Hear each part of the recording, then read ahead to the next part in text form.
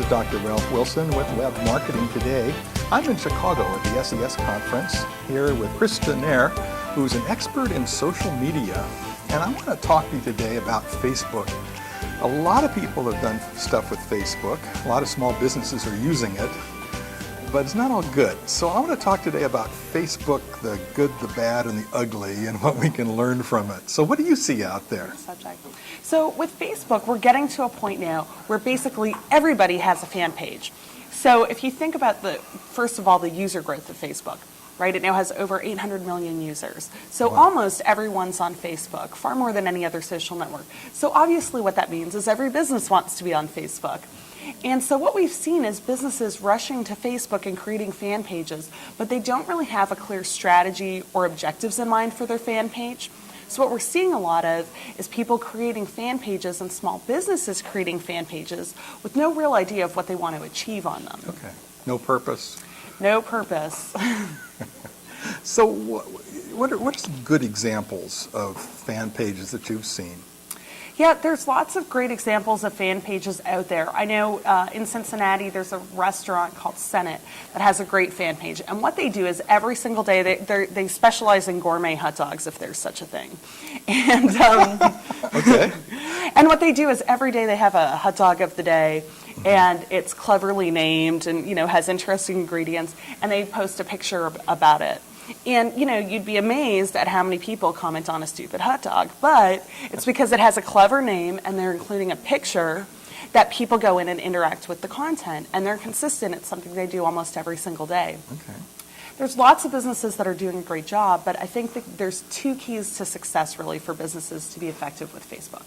The first is have a plan. Know what it is that you want to achieve. So what is your point for being there? So what might be a couple of objectives that are common objectives for small to medium business? Yeah, I think in the small and medium business space, you're looking at finding ways to continue to engage your existing customer base. A lot of people think of Facebook as a tool to get new customers, but it's not necessarily effective with that because we don't typically fan a business we've never been to before, right? So it's more a way to drive loyalty, inspire word of mouth, and build deeper connections with the people who already do business with you.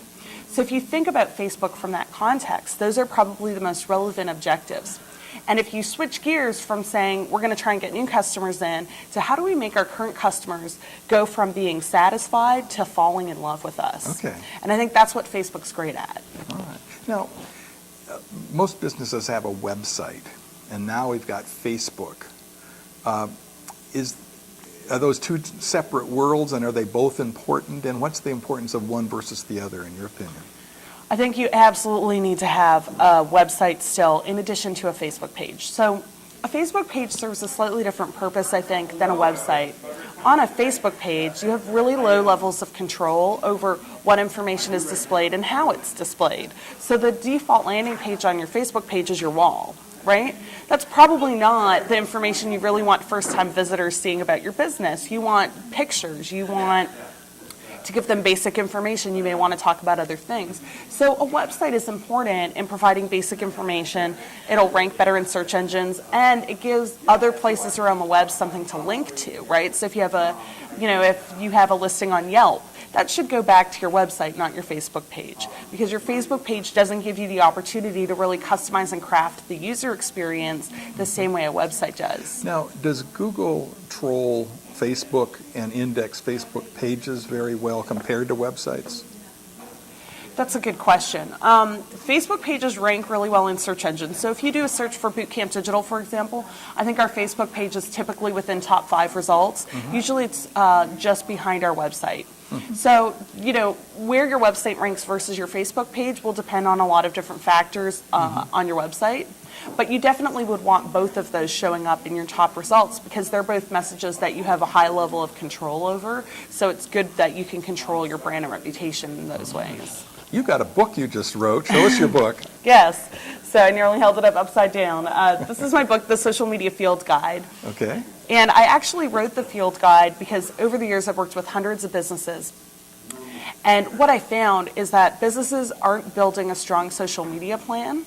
and so they don't have a lot of strategic thought. And then when they start using social media, they typically gravitate towards Facebook or Twitter without really seeing the full range of So possibilities. this is called the field guide. So Exactly. this gives them an idea. Tell me about your business and what you do.